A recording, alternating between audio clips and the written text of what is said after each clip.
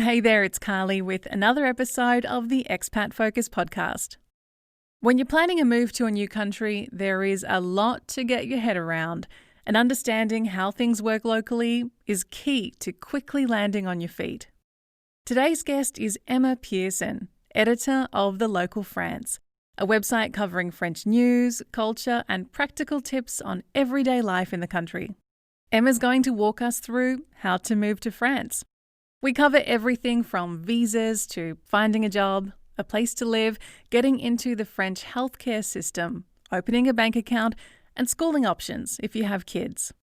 Think of this as a really useful pick your brain session with someone who has been through it all. In Emma's case, twice in fact. So Emma, I actually subscribe to The Local myself, and I have to say I've been especially impressed with the COVID-19 updates on The Local France in the past few months. It's been so reassuring as someone who's not fluent in French and can't go to the usual French news websites to know that I have an up-to-date resource on the virus and the latest lockdown announcements. Oh, that's great. I'm really pleased that the people found it helpful. It's certainly been quite complicated. The French rules, as French rules tend to be, have been lengthy and complicated and with lots of subclauses and whatever. So a lot of people have found them quite difficult. So we have done a lot of, very detailed things on this is where you can go and this is where you can shop and this is where you can drive and that. So I'm really pleased that you found it helpful in living through this. Yeah, absolutely. I'm so glad that some rules have relaxed now, but there was a point there where things were changing week to week, and it was just so reassuring to have somewhere to go to know exactly what was going on. But we're not talking about coronavirus today. We're actually talking how to move to France and all those essential need to knows. Before we get into it, Emma, I'd like to know, how did you end up living and working in France? Well, I've actually moved to France twice because I was living here between 2011 and 2013. I was down in southwest France working there. Came on a bit of a whim, really, for a job just to see, how it went. Moved down there, ended up totally falling in love with France, as a lot of people do. Worked down there for a couple of years. My job then came to an end, so I went back to the UK, but I kind of always knew that at some point I would be coming back.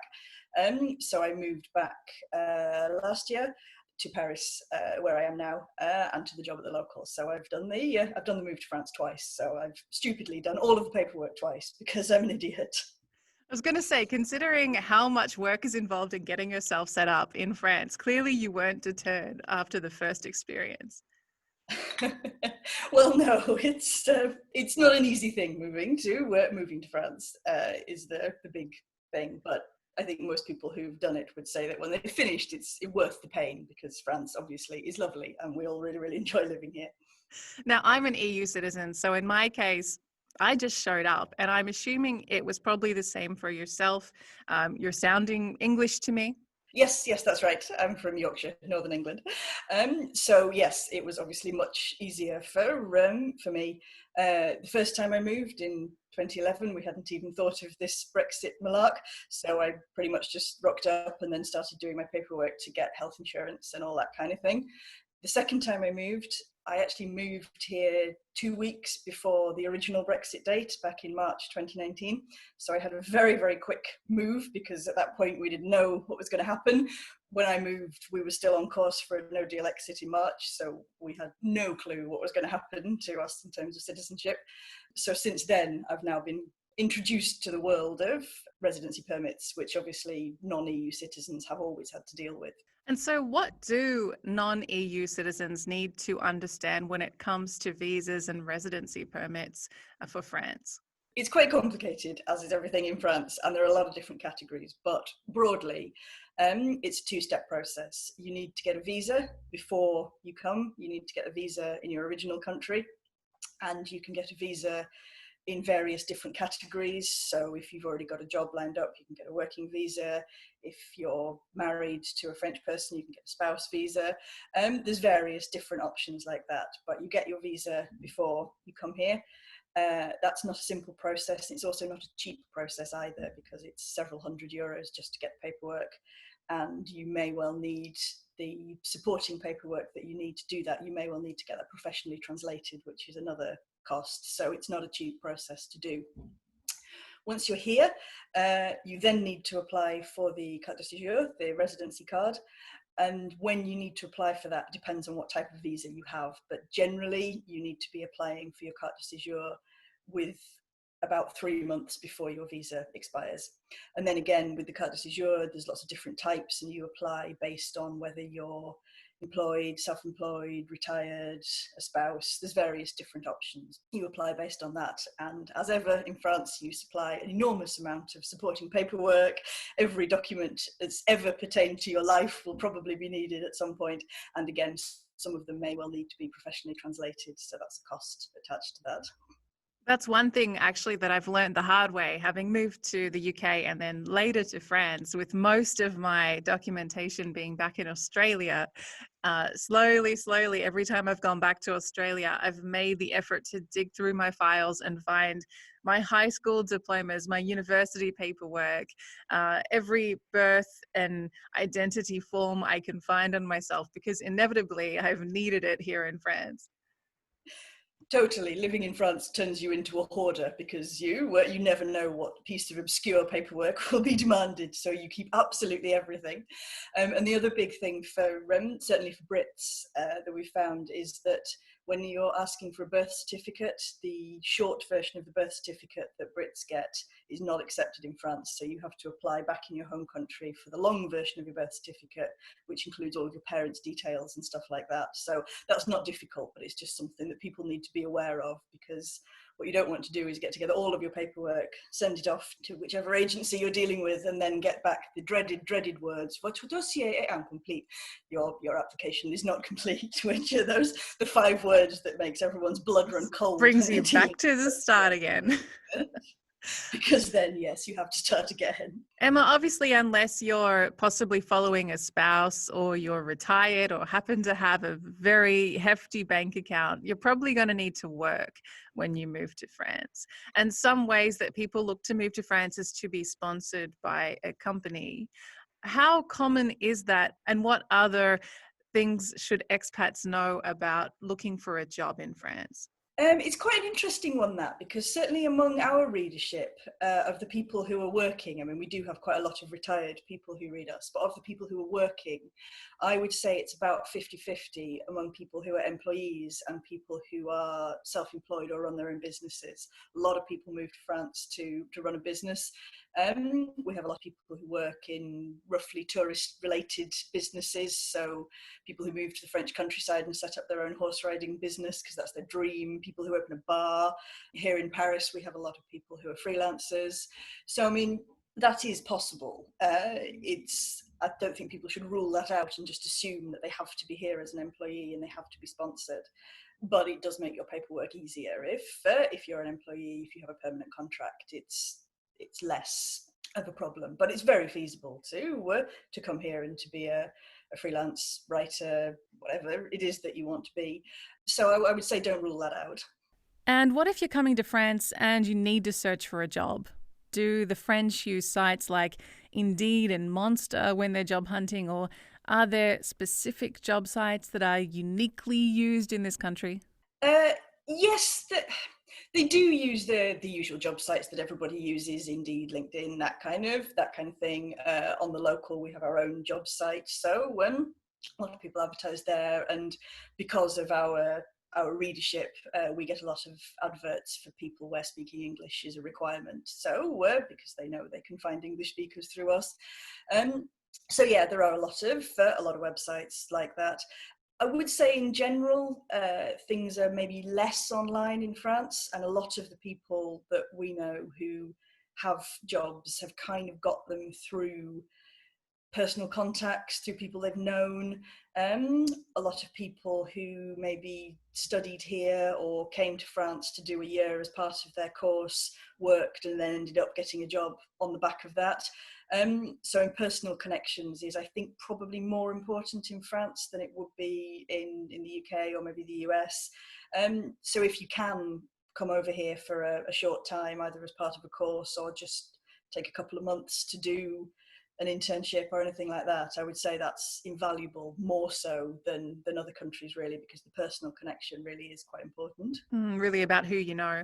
Yeah, unfortunately. So I think for us foreigners, it's actually easier in a way, because for French employees, their education is very important. So if you don't get into one of the Grande École, or for journalists, for example, if you don't go to one of the journalism schools, it becomes very, very hard for you to get a job.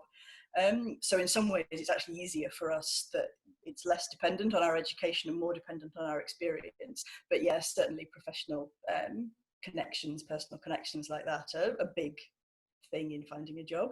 It's one thing I found quite intimidating, actually, when I first moved to France and was looking around job sites, was the requirement to have a master's degree. And I was speaking to my French partner about this, and he said, oh yeah, it's quite common for people to not only get their undergraduate when they're studying at university, but to absolutely get their masters. So it's quite the norm. And here I am barely finishing my bachelor's degree in Australia, thinking, sheesh, I'm already, got at a disadvantage because everybody else has studied more than myself. Yeah, absolutely. And of course, you also get, for the really high level French jobs, they tend to be people who've gone to ENA, to the École Nationale, and that's quite often people who will work for a few years and then will study in their own time to get this qualification that then sort of is, what can propel people into, higher level jobs, so top level civil service, government, stuff like that. I think the last maybe 5 presidents have all been ENA graduates. So where you went to school and your level of education in France is important, very important.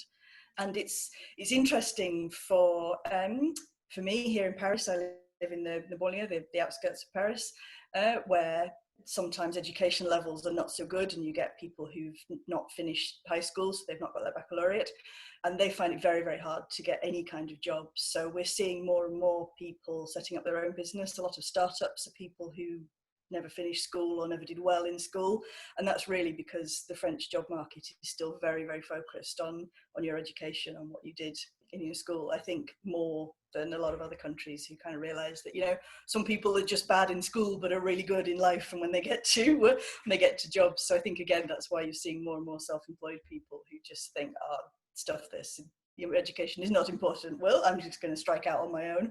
And another aspect that's, of course, very important when you're moving to France is learning the language. I think I've just accepted at this point that it's going to be a lifelong learning for myself. And I may never be fluent, but I will always have a red hot go. Absolutely. I mean, yes, obviously speaking French is important, but we find that a lot of our readers particularly move to France and often have a really quite low level of French that, they maybe studied at school, largely forgotten it, and then learn it when they come here. And generally people do learn it reasonably quickly. Within 2 or 3 years, if you're speaking it every day, you're at an okay level. And I know the French have a bit of a reputation for being snooty about their language and unhelpful, but I have to say I really have not found that almost everyone I've come across has been genuinely wanting to help me with language and getting better, and are pleased that I'm trying. So I would also say don't be frightened of French people, that a lot of people are just too intimidated to roll out their French because they've got the accent wrong and all this kind of thing. But try not to be scared. It's not as bad as you think it is. It's definitely myself with my very broad Australian accent and not being able to really make certain sounds in French. And my boyfriend will just be standing there with me going, why can't you say it properly? Like, I don't know. A lot of French people find the English accent quite sexy, as we find French accents quite an attractive one. The English accent for the French is quite sexy, so that's also a confidence boost when you're speaking it. You might think you sound like an idiot, but the person you're talking to is probably thinking, wow. So slowly falling in love with me, and that's perfect. I do see sometimes in our Expat Focus forums and Facebook groups, people asking how much of a selling point it is that you can speak English, for example, in looking for a job. And is that advantageous in France or not really?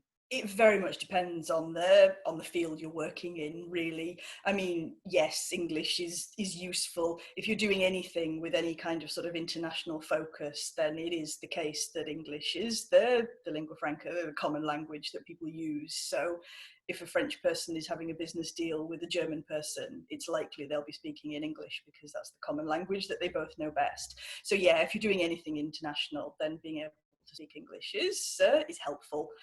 But it really depends on your business and the type of business that you're in, really. I mean, obviously for my job I write in English, so it's pretty much crucial, but for other jobs maybe. I'd like to move on to healthcare. The French healthcare system is pretty renowned for being very good and free. But what's important for foreigners to know about, I suppose, getting into the French healthcare system and other health insurance that they might need? Yes, the French healthcare system is great, basically, once you're in it. But getting into it, as with all French bureaucratic tasks, is not simple. You need to apply for your carte vitale, which is the card that entitles you to healthcare. And that actually is a process that has become much simpler. The first time I moved to France in 2011, this process was all on paper. It was filling in a million forms, it was posting everything, it was sending it back when it wasn't right. It took forever. They've now moved that process online. So when I did it for the second time, that was considerably simpler. And as with most French things, you have to provide a certain amount of paperwork. So your passport, your birth certificate, proof of your address, your employment status or retired status, depending on your situation. And you basically just fill in all of these, send them to the local health office, and they come back to you. It does take quite a long time. Probably the average is about 6 months between first registering and actually getting the card. You are entitled to healthcare in that time. You'll be given a temporary number, so you can still use the system. And broadly, the French health system works by you pay the doctor up front, and then once you get the magic card, the doctor then swipes the card and the government reimburses you back into your bank account. So that bit is all fairly straightforward and you don't really need to do anything. The only thing that's complicated about it is that there are different levels of reimbursement. So a doctor's appointment, for example, typically costs about €25. You pay the doctor, and that's reimbursed at around 80%. So you get €22 back in your bank account, and you pay the other three. So obviously, when it's something small like a GP appointment, that's not really a big deal. But if you're having something big like an operation, lots of scans, all that kind of thing, that extra percentage that isn't reimbursed can mount up to be quite a lot. And that's why most people have top-up insurance as well. And that's called a mutuelle, which just pays the extra for that. It's a private business, it's a health insurance business, but they're generally not-for-profits, mutuelle. So they're much less expensive than the health insurance would be in the UK, or particularly in the US. People who come here from America are usually bowled over by how cheap everything is on healthcare compared to the States. So I would say it's wise to get a mutuelle as a top-up, just in case you end up, I don't know, being involved in a road accident and coming up with big medical bills, because then even if most of it's reimbursed, you might still be facing sort of €400 or €500 as a bill, which is quite painful. So I would say get that as a top-up if you can. It's not very expensive. My mutuelle costs me, I think, €20 a month, something like that. So it's really not a lot. And yeah, once you're in the system as well, you're entitled to quite a lot on French healthcare. Things that, for example, we in the UK would not be entitled to on the NHS, you can get reimbursed in France. So I had to get anti-malarials a couple of years ago to go on holiday. They were covered. That kind of thing would not be in the UK. There are also some great things that are covered on French healthcare. You can get spa days if you have the kind of condition that might benefit from a day in hot water, like sciatica or something. You can I get need your to doctor look into this. cure. I did hear, actually, I think it was Australia's singing treasure, Tina Arena, talking about how the French actually provide women with free exercise classes after you've had a baby to help you get your figure back. But I'm not actually sure if that's true. It does sound like something France would do. You can get exercise classes prescribed in quite a lot of different areas, so it wouldn't surprise me. But they do a lot of work with your pelvic floor after you've had a baby. Everybody gets automatic treatments to get your pelvic floor tightened up and back into shape, so that's all good. So you get all sorts of random extras in France that you don't get in the UK. Now, one of the things about moving to France, which I think is similar to pretty much every other country, is the necessity to open a bank account, and that chicken and egg situation that you can have when trying to do that. In order to get a phone plan or to sign a lease, you need a bank account. But in order to get a bank account, you usually need a proof of address and other things like that. It's pretty much the same merry-go-round in France, isn't it? Yes, absolutely. The bank account thing is the number one thing that people find really frustrating. There isn't really a simple answer to that one. Some banks have special services for internationals, which kind of waive that requirement. So they're always worth looking out for. Some places also, if you use a sort of a concierge service when you move, they will sort of introduce you to a banker who again will allow you to set up a bank account before having an address. Or sometimes you can get people to act as your guarantor if you have a friend or a relative in France as well. But it is a difficult one, and it sometimes just involves ringing around lots of different banks and being told no 5 times before you find someone who'll say yes. It's frustrating that there isn't really a simple answer to give, but unfortunately it is a bit of trial and error. Ask for personal recommendations from people, and look out for any banks that will sort of take you on as an international customer. That's usually the easiest way to do it, to get around that. It's actually how I ended up getting my first bank account in France, was through a girl I met who happened to work at a bank, and they had a section catering to expats and were able to get me in that way. But I think I got like 2 or 3 rejection letters before I happened to meet her and was saved. So definitely a case of who you know can help in that situation too. Yeah, definitely. I think it's easier in the big cities. So, I mean, in Paris, obviously, for example, there's a lot of foreigners here. So, most of the banks have an international section. So that's kind of easier to do as well. If you're out in a small town or in the country, it can be more difficult. So, in that case, it's sometimes worth driving a bit further to the nearest big city to try and open up your bank account there, because they will just have more sort of different divisions in their bank that will probably be quite helpful to you. Now, you mentioned a guarantor for banks, and that's definitely something that a lot of foreigners in France find they need when they're looking to rent a place to live.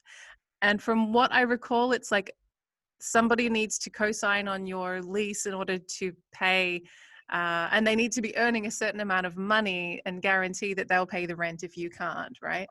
Yes, that's right. And being a guarantor is, it's not just a simple question of, yeah, put a signature on a document. Your guarantor also has to provide an entire dossier of their documents. So they also need to provide their proof of identity, proof of address, proof of earnings, all this kind of thing, as well as you. And yes, you need to find somebody who's doing that. They also have quite strict rules as to who can do it. So it has to be somebody who is living in France and who is working in France as well. So if you know a lovely French pensioner, they usually can't be your guarantor because they've not got an income. You need to have an income of a certain level. So it's really quite tough when you move, because obviously when you first move to a country, you don't know anyone because you're new. So that is a tricky thing. And again, that's kind of more of a thing in the cities where housing is more scarce, particularly Paris, which is just a ridiculous housing situation. Trying to find a flat in Paris is so hard. But yes, sort of keep that in mind. When I first moved to Paris, I was kind of thinking, well, obviously I won't need a guarantor. I'm 40, I've got a good job, I've got a permanent contract. Clearly they will be fine with me as a tenant. I was swiftly disabused of that notion and told that yes, I absolutely would need to find a guarantor to Oh someone who would gosh. sign up for me. So how do expats usually find their first rental in France? I would say it very much depends on where you're living. Most of the provinces, of the places outside of the big cities, it's fairly simple. There's fair amount of housing stock. When I first lived in France, I lived in Castres, which is a small town in the southwest near Toulouse, and it was so simple. I just strolled into the only estate agent on the high street, said, "This is how much money I have." They showed me 5 lovely apartments, and I picked one. Could not have been more simple. And I think that's quite common for people who are in smaller towns. There's plenty of housing stock. It's not a problem. The cities is more of a problem, and Paris in particular is well known as a nightmare. It's very expensive, and there are just more people who want apartments than there are apartments. So landlords can afford to be very picky with who they select. The good news is that once you have a tenancy in France, you have quite a lot of protection. Your landlord can't just kick you out. They can't increase the rent above a certain amount. The law is very much on your side. But the flip side of that is that when landlords are looking at tenants, they do a lot of very careful checks because they want to be sure that they're not being lumped with a bad tenant who it's then hard to get rid of. So you will need to do a lot of looking around. There isn't really one answer. A lot of people you speak to in Paris will have found places to live through personal connections, somebody they knew, sublets, that kind of thing, which is not super helpful for expats really, because again, you don't know anyone. When I moved here, I actually used a concierge agency because I had 3 weeks in order to pack up my life in the UK and move to Paris because I was very much on a clock and it was really hard. So I used a concierge agency, which is not cheap at all, but if you can afford it, is great because it just takes so much of the stress out They of do all the hard work for you. Exactly. And you just feel like there's someone on your side as well, which is quite good when you're sort of new in a city, not really knowing who to talk to and what to do. Some people kind of think that, you know, they haven't done it properly if they use help, but I would say, God, if there's help out there, just use it. Moving countries is really hard. If you can find someone who can help you, do it and don't be embarrassed about it. Yeah, you're definitely not cheating the process if you find ways to make your life easier. Yes, but I say if that's not an option for you, because I mean they are expensive. What a lot of people do in Paris is just find any old place to move into just for a few months, because it's always easier getting your second place in Paris because then you've got proof of an address and all that kind of thing, and you're less of a foreigner.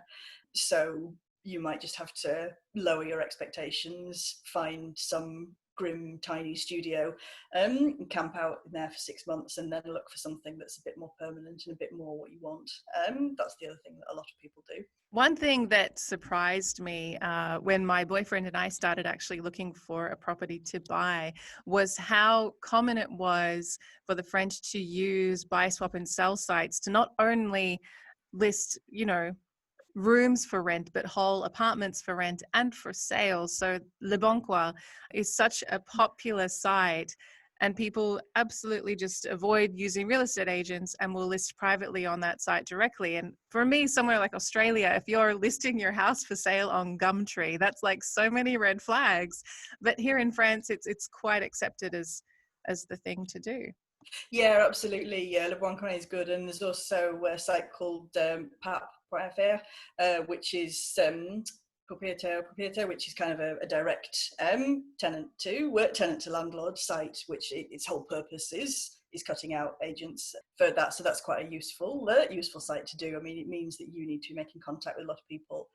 And the other thing I found using that is that you need to really sort of sell yourself as to why you would be a great tenant for them. It's not enough to just contact people and go, yeah, I've seen your apartment for rental. It looks nice. Can I come and have a look around?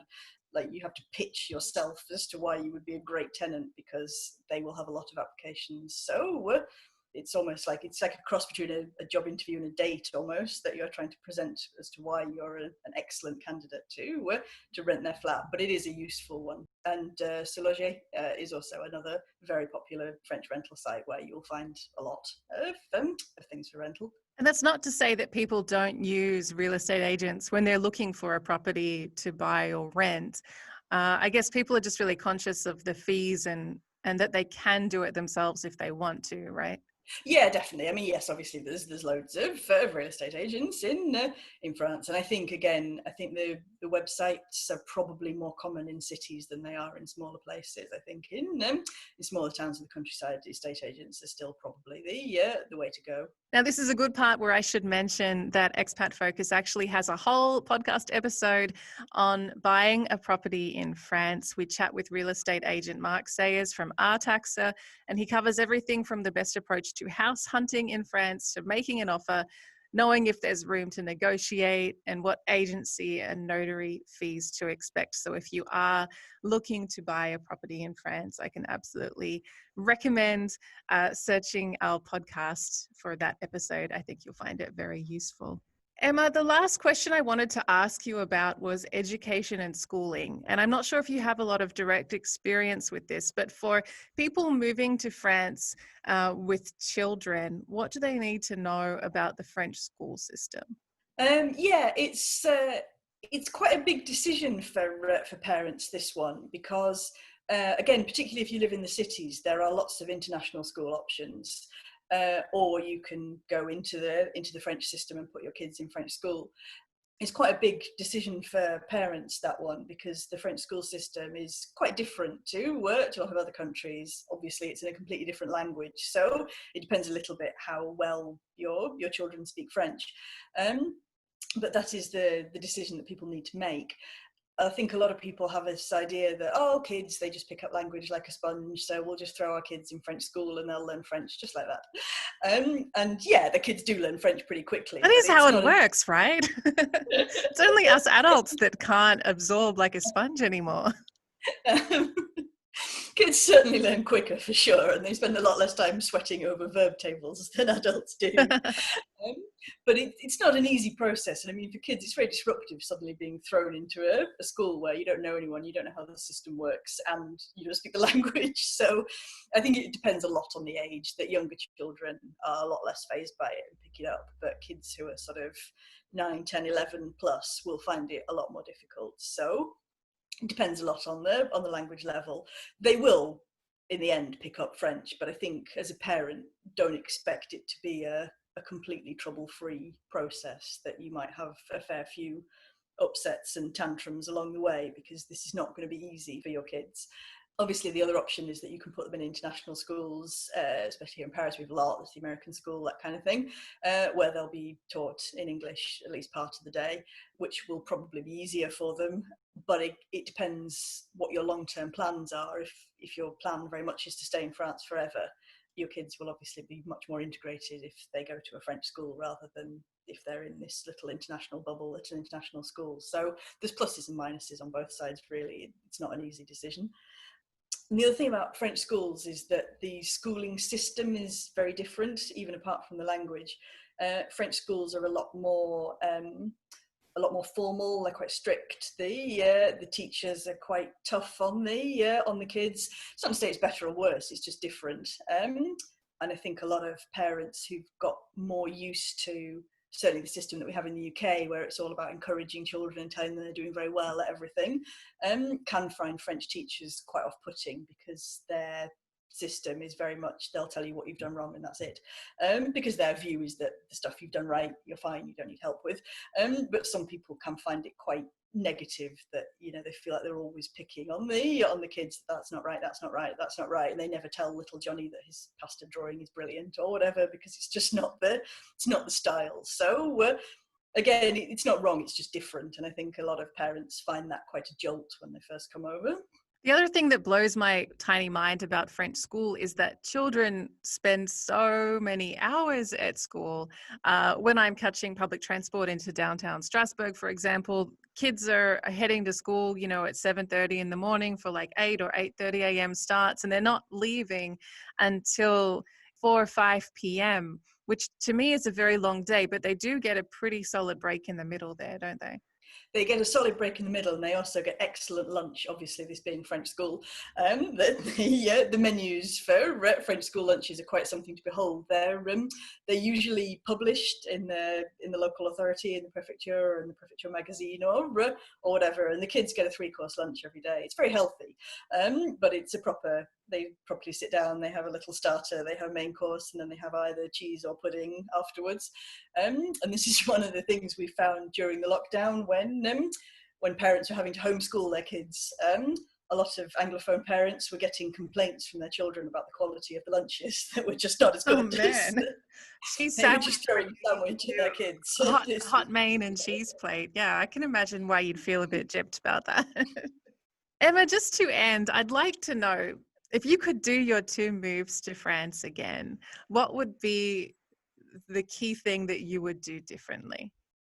I don't think it's necessarily about doing the things differently, but I think it's more about the attitude that when people ask about, what should I do about moving to France? Obviously, I point them in the direction of, this is how to do a Pat Vidal, this is how to do this, this is how to do this. And I mean, on our site, we've got, step-by-step guides to doing all of this. So it's not so much the practicality, it's the mindset that you need to get into, that you will cry at some point during this. It's really hard, it's really complicated, it's really stressful. At some point you will be in tears over a form, and you just need to know that it's okay, everybody's been through this, everybody finds it hard, you will get through it in the end.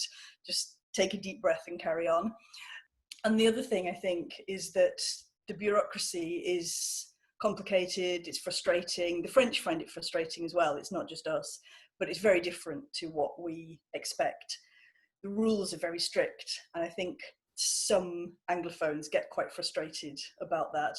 I think the other thing I would say is that these rules are not the fault of whatever fonctionnaire you're talking to in the office, and shouting at them will get you absolutely nowhere. In fact, they'll probably just shred your form and make you start again. So keep calm, don't shout, don't be rude. This is the system, you are the foreigner, you just need to go with the system. And if you're being asked for the same form again 3 times, just take a deep breath, get the same form, hand it in, keep going, and eventually you will get to the end of this process. That's it for today. If you have any questions about how to move to France or want to share your own experience to help other expats, head over to expatfocus.com, join the conversation in our France forum or Facebook group.